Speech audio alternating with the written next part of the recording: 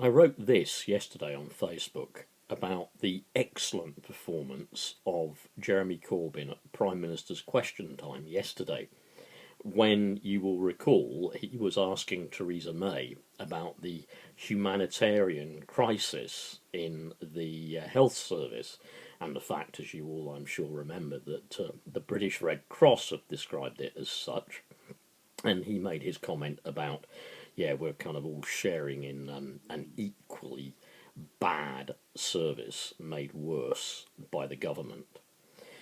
I wanted to just read out what I wrote on a Facebook page yesterday in response to my friend who said, what a great performance, because unfortunately that's not going to be how our media are going to allow us to perceive that great performance. It's going to be reported totally differently, especially on the BBC, with their usual bias against Jeremy Corbyn. Let me just read what I wrote. I'll read it directly. Impossible to get that recognised, though, by the dumbed-down sheep who always vote Tory. The perception she has used the media to create is that the Tories are great with the economy. They can spend more, borrow more, prop up all the private banks, rake it in for their corporate chums, and as people freeze on the streets, as towns become ghost towns, as people are laid off traditional work, the major media companies constantly project this image that we need austerity. Hard Brexit, and of course we must punish all the scroungers, the migrants, and anybody on welfare. It might be a hard Brexit, but hard Tories, strong governments make hard choices. The constant bullshit is that they really get people to believe they do care about Joe Soap, when in reality all they care about are the top 1% who can make billions screwing over the rest of the population. So far that's received 24 likes on a particular Facebook page if you want to go and see the original. Just one very quick statement I would add to that. I was also listening to something off You and Yours on Radio 4 this morning about PIP assessments. And although anonymously, they had quoted people who've worked for the likes of Atos and Maximus. Now, obviously, as you all know, this is extremely close to my heart, because at some stage my dear wife, who is mentally ill, will have to have a PIP assessment to be reconsidered and transferred over, I am hoping, from disability living allowance.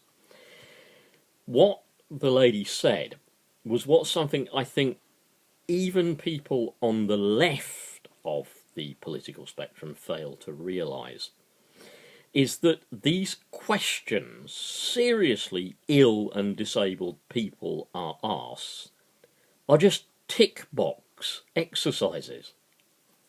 How can you really explain how in particular your mental disability affects you? For example, there was one client they were told they must question, who had a disease where it would fairly much mentally make him agree with anything that was said.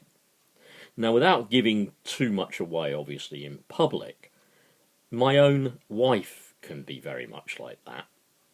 She can kind of say yes to anything, God bless her, almost just to make the questioning stop. Now, this guy, I think, I don't know for sure, you can check it on that radio programme on BBC Radio 4, You and Yours. Please check it if you don't know for certain.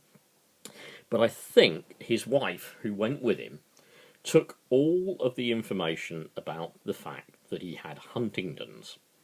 And apparently, she even told the PIP assessor, when the PIP assessor asked him, do you get out? Do you do much? Do you walk? Do you take exercise? Do you go into the country? Do you have pets? And apparently her husband very, very, very quickly said, oh, yes, I take the dogs out every day. In fact, he turned to his wife. He says, yeah, I only took the dogs out yesterday, didn't I, darling? And his wife immediately corrected him in front of the PIP assessor and said, no, you don't, darling. You know that you haven't left the house in the last few weeks. You know it was even hard for you to get here. You don't really take the dogs out. And of course, he, having the disease he did, argues with his wife and said, no, darling, I did. I did take them out yesterday. Now, apparently, what this so-called professional then put in her report was that this man is active and had told her he takes the dogs out. That is absolutely disgraceful. Also, another thing I would add about that I heard on the programme too, and I think this is very important.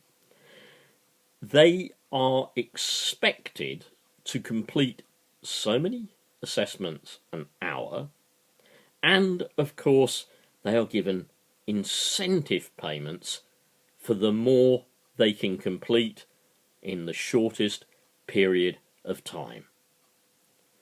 Just remember this when we come on to this.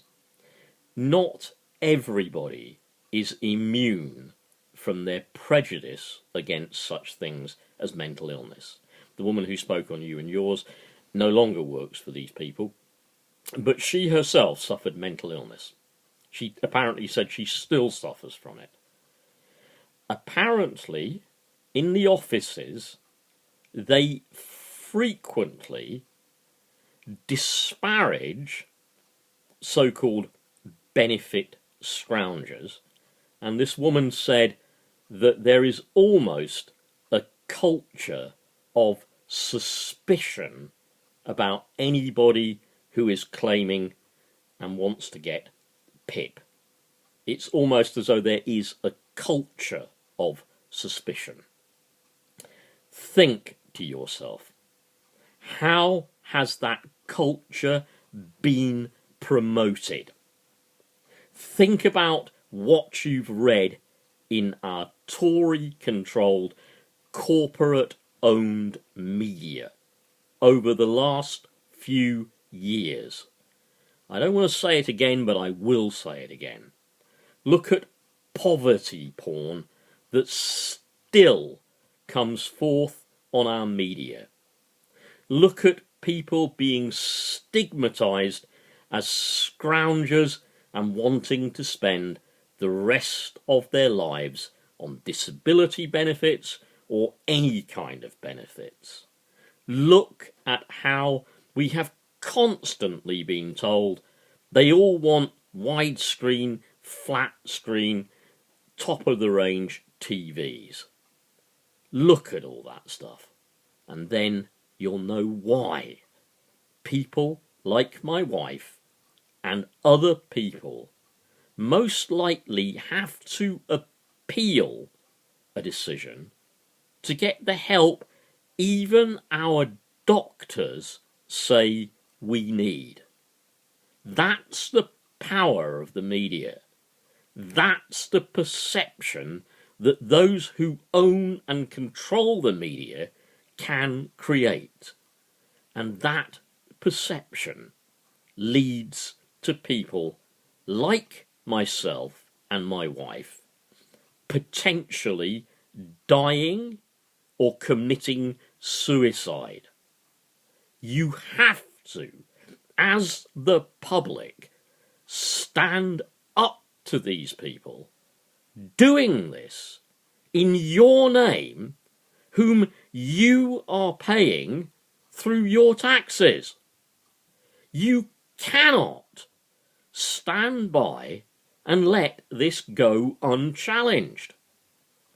Please share this video to try to inspire others to fight back against a government that is effectively indulging in a form of social and ethnic cleansing.